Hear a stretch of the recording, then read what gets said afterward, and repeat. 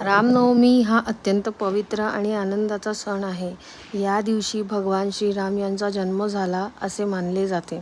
ही गोष्ट केवळ जन्मकथा नसून धर्म, कर्तव्य आणि आदर्श जीवनाचा संदेश देणारी आहे. प्राचीन काळी अयोध्या नगरीत राजा दशरथ राज्य करत होते. ते अतिशय पराक्रमी आणि प्रजेला प्रेम करणारे राजा होते. पण त्यांना एक मोठं दुःख होतं, त्यांना मूल नव्हतं. त्यामुळे ते नेहमी चिंतित असत.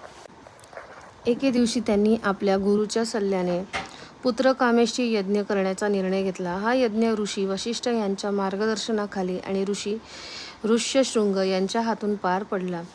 यज्ञ पूर्ण झाल्यानंतर अग्निदेव प्रकट झाले आणि त्यांनी राजा दशरथांना एक दिव्य पायस म्हणजे खीर दिली.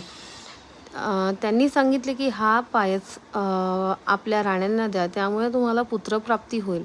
राजा दशरथांनी तो पायस आपल्या तिन्ही राण्यांना दिला, कौसल्या, कैकेयी, सुमित्रा. काळ लोटला आणि रामनवमीच्या दिवशी चैत्र महिन्यातील नवमीला दुपारी 12 वाजता कौसल्य यांनी भगवान श्रीरामांना जन्म दिला. त्याचवेळी कैकेयीला भरत आणि सुमित्रेला लक्ष्मण आणि शत्रुघ्न यांचा जन्म झाला. तर श्रीराम हे विष्णू यांचे 7वे अवतार मानले जातात. त्यांनी पृथ्वीवर येऊन अधर्माचा नाश केला आणि धर्माची स्थापना केली. त्यांचे जीवन आदर्श पुत्र, आदर्श राजा आणि आदर्श पती म्हणून ओळखले जाते.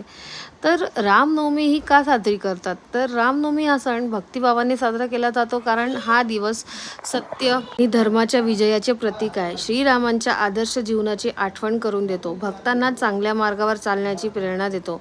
मंदिरांमध्ये भजन, कीर्तन आणि रामायणाचे वाचन केले जाते. अनेक ठिकाणी रामायणाचे पारायण केले जाते. तर रामनवमीची कथा आपल्याला शिकवते की सत्य आणि धर्म नेहमी जिंकतात. संयम, कर्तव्य आणि आदर्श जीवन हेच खरे सुख देतात.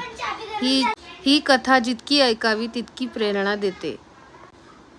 बोला प्रभू श्री रामचंद्र की जय. सियावर रामचंद्र की जय. तर आजची रामनवमी सगळ्यांना सुखाची जाव आणि सगळ्यांनी रामनवमी साजरी करा. प्रभू श्रीरामांची पूजा करा, त्यांना नैवेद्य दाखवा. जय श्रीराम.